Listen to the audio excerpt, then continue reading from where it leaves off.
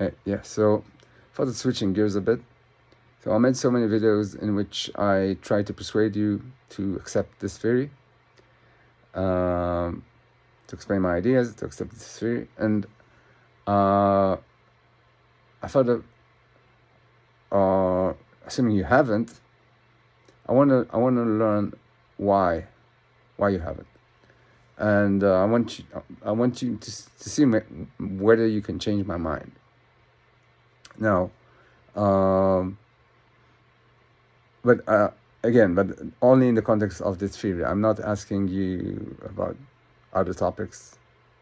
I want to learn from you why you reject it. And so the way I see it, uh,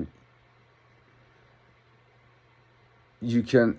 Maybe you didn't understand what I'm arguing at all, or so. If that's the case, then I'd like to understand from you what I can explain better, for you to be able to counter the arguments I'm making. But if you understood the theory, and if you're here, then you might as well understand what I'm saying, right? But if you understood the theory and you still don't accept it, then there could be two possibilities. One is that you don't accept the axioms, and second is that you don't accept the construction. Now, if you understood I have two axioms in this theory. One is that experience is fundamental. The other is that the rejection of solipsism. Now,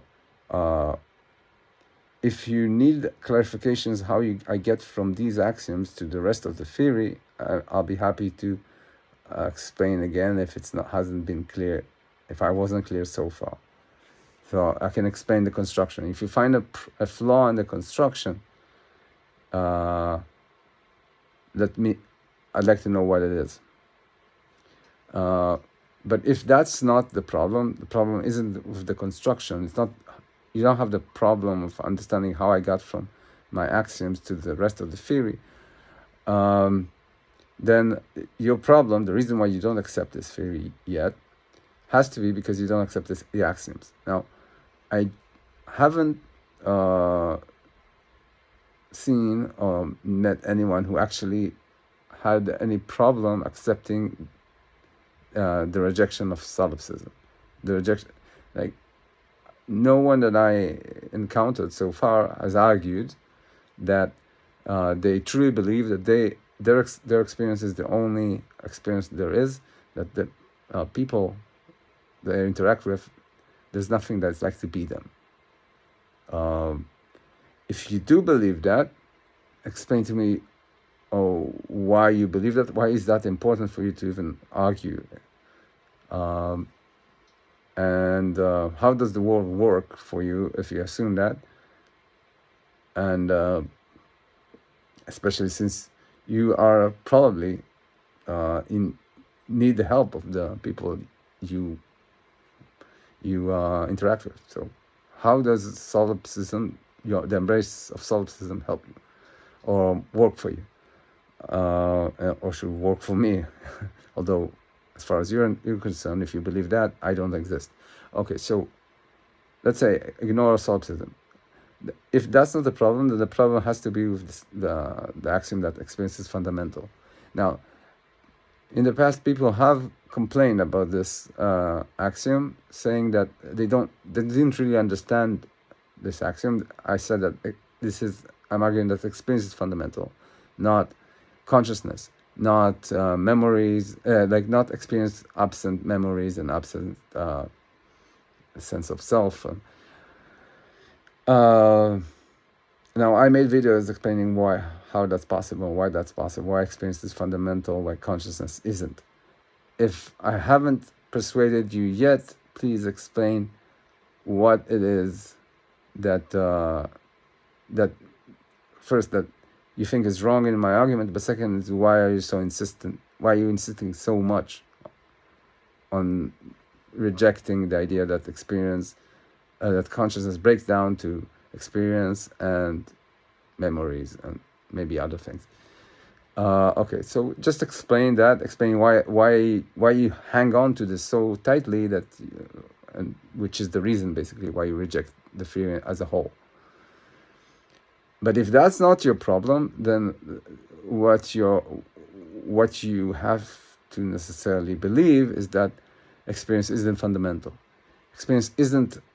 The experience has some kind of a structure. It's a process, product of a process that is not in itself experience. And if that's what you believe, then explain to me what is the structure of experience, because you say it's not fundamental, meaning it has a structure, and it has to be produced by something simpler, something that is more fundamental than it. So what is the process that produces this thing we call experience?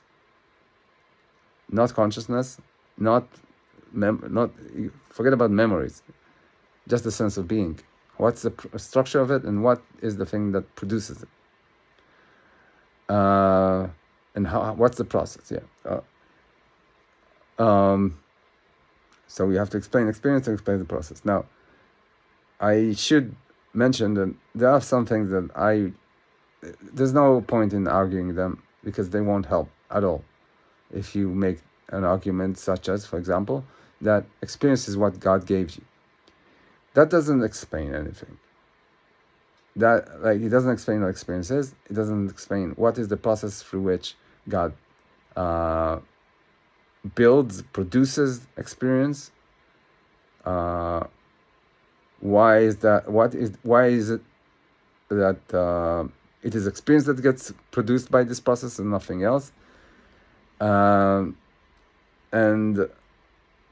if you don't understand what the terms you're using mean, I don't see what I'm supposed to do with it. If you're just going to say, God produces experience through his eternal omnipotence, that to me is like, I cannot understand a claim like that, or a claim similar to it. So if that's the argument, then I'm telling you that that's not an argument. That's just,